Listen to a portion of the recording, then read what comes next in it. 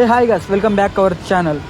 ఈరోజు అయితే మనం కానిస్టేబుల్ మంజు అనే సీరియల్ లుక్ టెస్ట్ చేస్తున్నాము. ఆమె అక్క భవ్యక్క అని ఈరోజు లుక్ టెస్ట్ చేస్తున్నారు.